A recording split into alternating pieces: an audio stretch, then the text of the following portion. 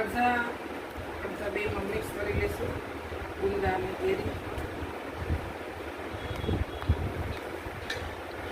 એમાં ગુંદા નાખશું અડધા, આમાં નાખશું મસ્ત એવું મિક્સ કરશું.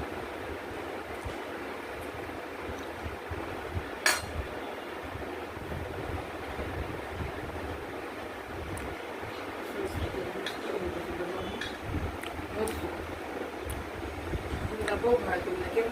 હા બહુ ભાવે સરસ. આવી રીતે છે ને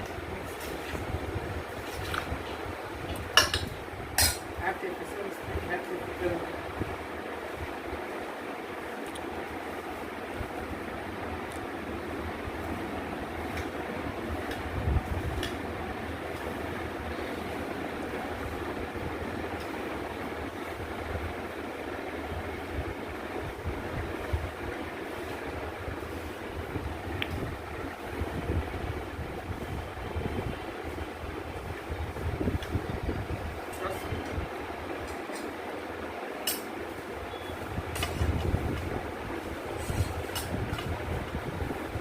મિક્સ આપી શકીએ.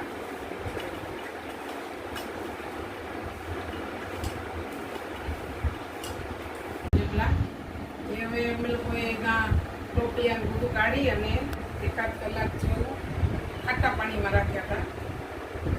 એટલે છે ને કલર એવો ને એવો રહી ને ચીકાશ નીકળી જાય. અને હવે આને અડધો કલાક જેટલા સુકવી અને પછી ભરી લઈશું. ચાલુ ખાવા કરું છું ને તો હું તો જો આવી રીતે કરું છું. ચાલુ ખાવા બનાવું ને એટલે છોડીને બનાવું થોડતા ભરતી નથી, કારણ કે આખું દૂધ કોઈ ખાઈ ન ખાય. એટલે તો તમે કેવી રીતે બનાવો છો? ખાટા પાણીમાં બોલો છો કે કેવી રીતે કરો છો? મને જરા કમેન્ટ કરીને કહેજો. ને મારી બનાવવાની રેસીપી કેવી લાગી, તમે કેવી રીતે બનાવજો મને પણ આઈડિયા આવે બનાવવાની. તો તમે મને કહેજો કેવું લાગ્યું, કમેન્ટ કરજો.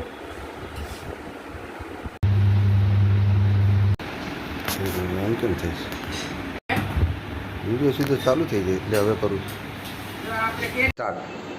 ખાટી કેરીનું અથાણું બનાવવાનું છે. એના માટે હું 1.5 કિલો કેરી લાવી છું અને કેરીના કટકા 12 કપાવી અને હળદર મીઠું સરસ 2 પાણી ધોઈ ગોઠલી કાઢી અને હળદર મીઠુંમાં આપણે પલાળી છે સવાર સુધી. કઈ કેરી છે? રાજાપુરી કેરી. રાજાપુરીનું અથાણું સારું છે એટલે આપણે આ 1.5 કિલો મેં એવા છે કટકા જીરા છે. અને હવે આ જો મેથીના કુરિયા છે.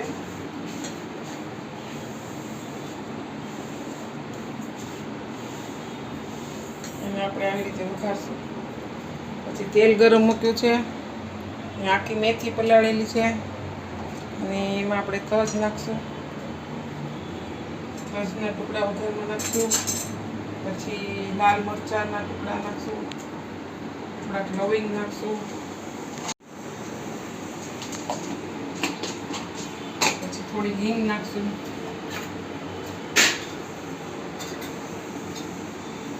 આવી રીતે હિંગ નાખશું ખાડામાં.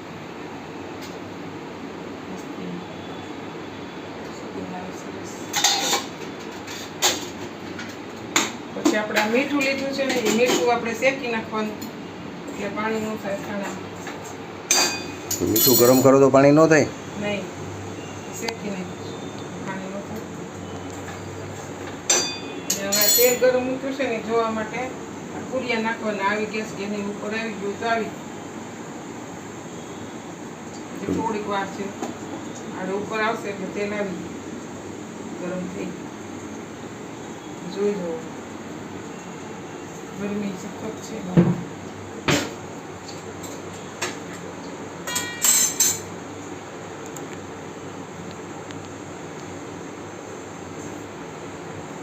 ગુંદા લાવવાતા પણ હવે ગુંદા કઈ હમણાં બળ્યા નથી. અને જોશું કઈ મળશે.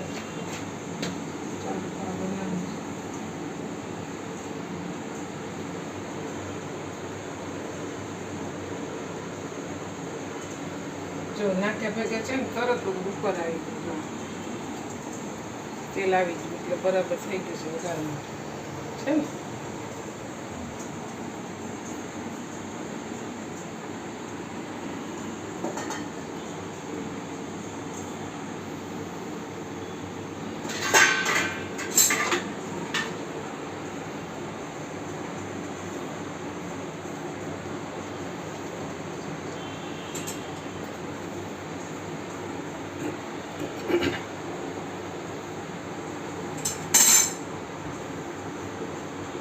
નથી આવ્યું?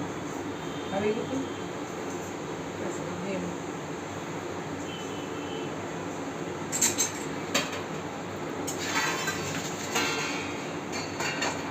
હવે આપણે નાખી દઈશું.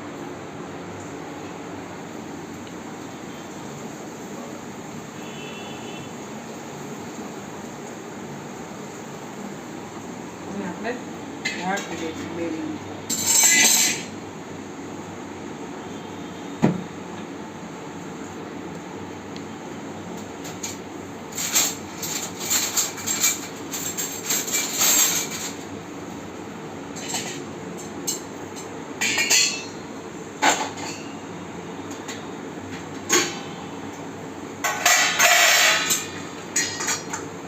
ભટુરિયા શેકાય છે.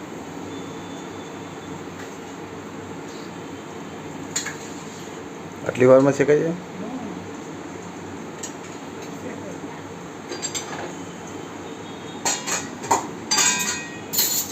આપણે કડકડિયા કરવા હોય તો થોડું ગરમ કરવાનું વધારે ગેસ ઉપર મૂકવાનું.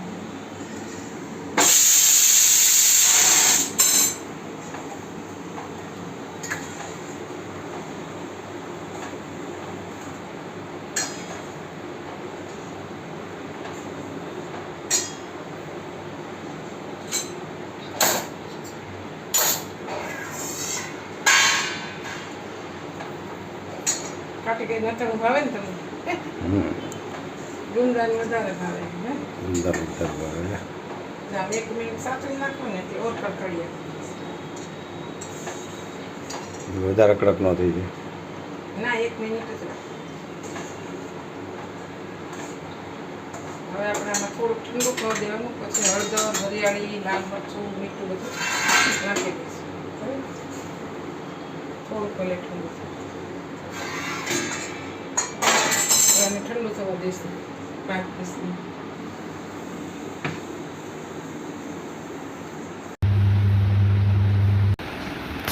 આમ કેમ થાય છે?